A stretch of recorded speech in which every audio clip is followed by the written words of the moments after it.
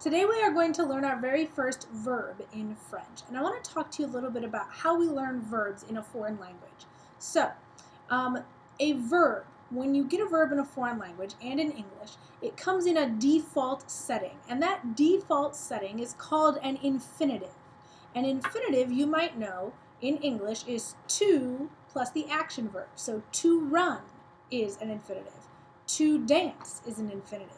To have is an infinitive, and that's actually the infinitive we are going to learn today in French. However, in French, the to part is not a separate word. It's included in the verb, in the verb's default setting, which is the infinitive. So you don't have the separate word to do the action in French. You have one word, which is the infinitive, and it has the meaning to have, to run, all packed up inside that one word. So an infinitive, the to version of the verb, the infinitive is the default setting of a verb. And just like in English, when you want to change it to talk about who is doing the action, the verb has to change. So for example, you can't say I to run in English because I to run doesn't mean anything. Or I to dance. That doesn't work. You have to change the verb to match who you're talking about. You can't say you to dance either, or we to dance. That doesn't work. You can't just take the verb and stick it with all the different subjects and make it happen. Same thing in French. You have to change the verb so that it matches who is doing the action. So in English, you would say I run, he runs, we run.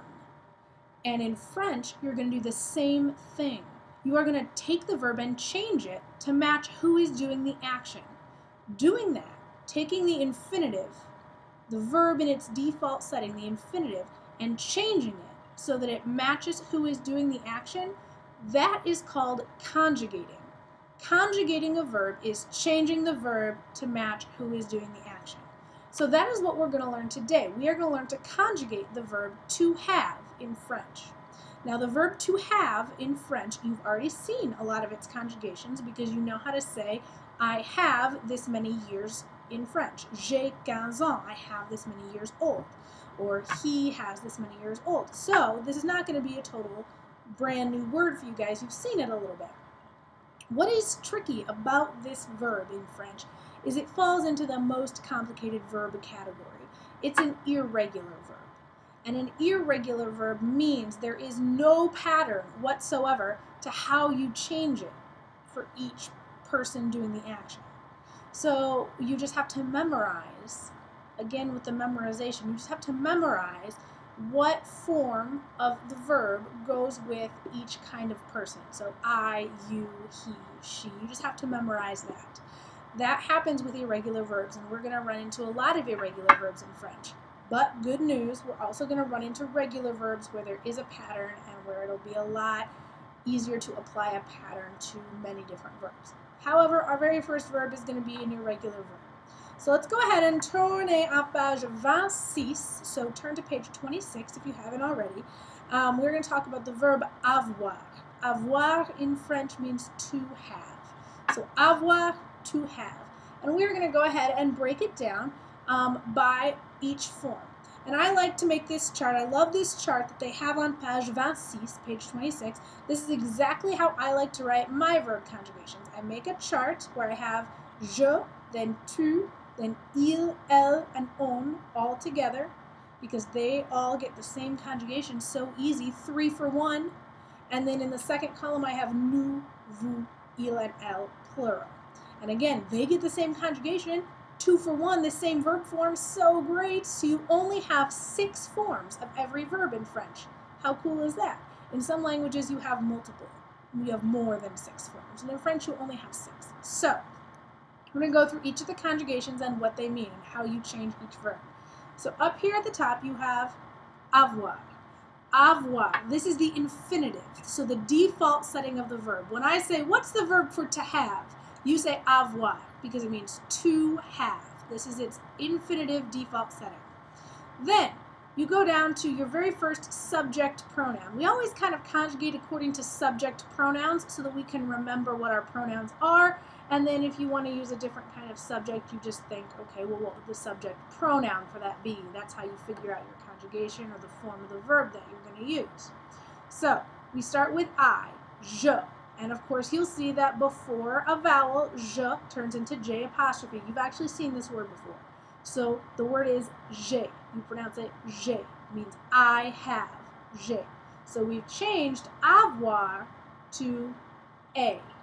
And that was a conjugation. That was conjugating. When we changed avoir to a, because the person doing the action is I, that's conjugating. So avoir turns to j'ai, I have. Then the next one, you have tu as, you have. And again, changing avoir to a for tu to match to, the person doing the action, that's conjugating, tu as. Now, il, he, elle, she, and on, people, they, etc., they all get the same form of the verb. How handy is that? You only have to know one verb form for all three of those. So il, elle, and on, they get a. So that means he has, she has, people have, or in slang version you could say we have, but only slang for on. On a, we have. So that's how that one works.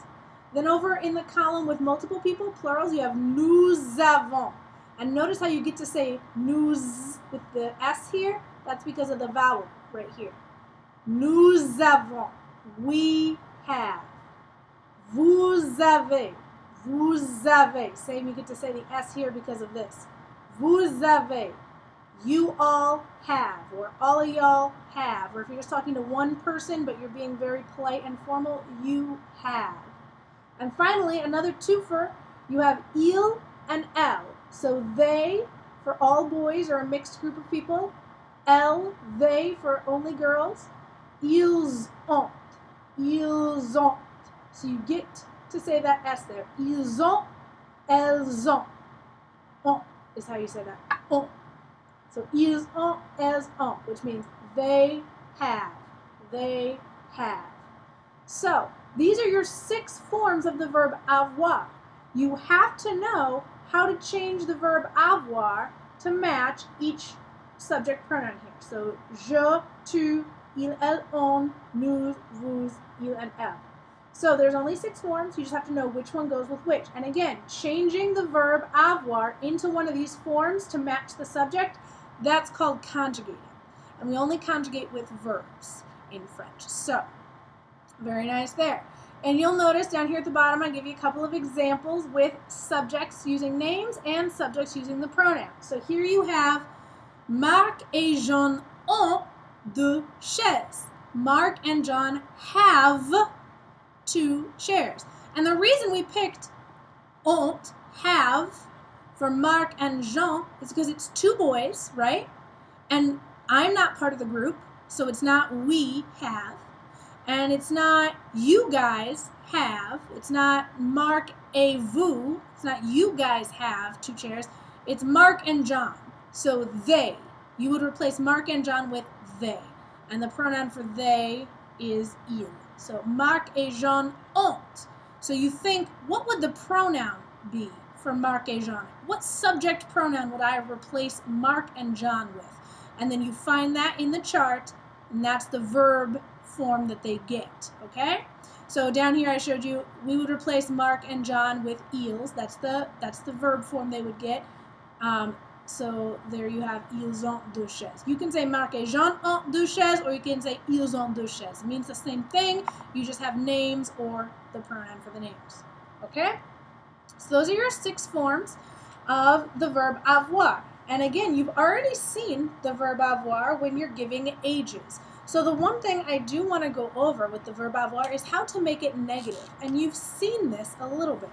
So we're going to start with a girl's name. How about Marie? So Marie a, we'll say, un livre. She has a book. Marie a un livre. Marie a un livre, which means she has a book. So, to make a verb negative, to make a sentence negative in French, you actually have to use a double negative, which I know is bad news bears in English. You're not supposed to do that at all. But in French, it's correct. We have two parts of our negative. They are ne and pas.